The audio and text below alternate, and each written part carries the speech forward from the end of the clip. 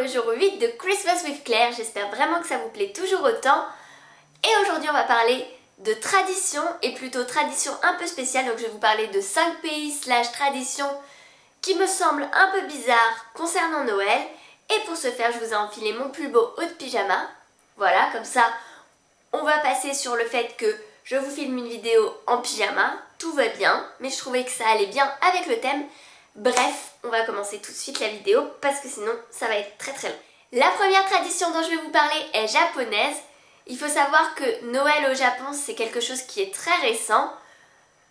Et du coup, la tradition c'est d'aller manger KFC. En fait, ce qui s'est passé c'est qu'il y avait une famille d'expatriés américains qui étaient au Japon à Noël et ne trouvant pas de dinde pour faire le repas traditionnel de Noël, s'est rendu au KFC puisque KFC, poulet frit, bon bref, c'est ce qui se rapprochait le plus de la dinde. Du coup voilà, tous les Japonais en fait à Noël soit commandent des mois à l'avance leur menu spécial Noël à KFC ou alors ils font la queue pendant des heures pour avoir le menu spécial Noël de KFC. Voilà. La deuxième tradition est espagnole et plus particulièrement catalane. Donc si vous ne savez pas où se trouve cette région, en Espagne c'est dans la région de Barcelone. Et la tradition veut qu'on décore en fait une vraie bûche en bois. On lui met un visage et on la recouvre d'un drap. On tourne autour d'elle en chantant une chanson et en la frappant. Et les cadeaux apparaissent sous le drap. C'est ce qu'on appelle en fait kagattio. La troisième tradition nous vient des États-Unis et de l'Angleterre. En fait, je les ai mis dans le même panier tout simplement parce qu'on va parler tradition culinaire un peu particulière. Vous le savez peut-être, en Angleterre, on mange le traditionnel Christmas pudding. Donc, le Christmas pudding, c'est des fruits confits. En fait, c'est un mélange un peu de tout ça. On le prépare longtemps en avance pour que ce soit bien macéré et on le sert à Noël avec une petite crème anglaise. Et pour l'avoir goûté, je peux vous dire que c'est très fort en goût. C'est aussi dégoûtant que ce que vous pensez que c'est dégoûtant. Voilà, pour vous faire une petite idée.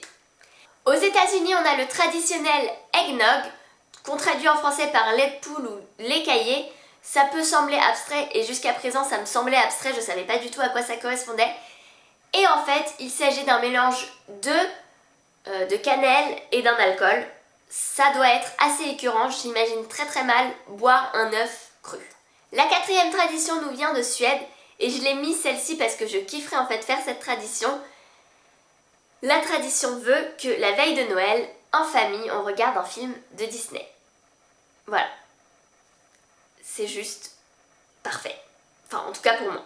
La cinquième tradition nous vient d'Allemagne et vous la connaissez peut-être, mais j'ai voulu quand même l'inclure tout simplement parce que je me suis dit que peut-être certaines personnes ne la connaissaient pas. C'est la Saint-Nicolas.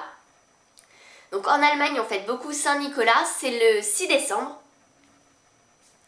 Saint-Nicolas apporte des bonbons, des friandises, bref, des cadeaux aux enfants sages. Et il est accompagné du père Fouettard qui lui distribue des coups de bâton et du charbon aux enfants qui ont été passage cette année. Et Saint-Nicolas a inspiré notre bon vieux Père Noël. Donc notre bon vieux Père Noël nous vient de Saint-Nicolas. Voilà. Voilà, la vidéo est maintenant terminée. N'hésitez pas à me partager les traditions que vous connaissez et que je n'ai pas partagées dans cette vidéo. Peut-être que je les ai lues et que je ne les ai pas partagées. Ou que je ne les ai même pas découvertes. Bref, n'hésitez pas à me les partager, ça me ferait plaisir d'en apprendre plus. Et je vous retrouve sans faute demain 7h30. Alors,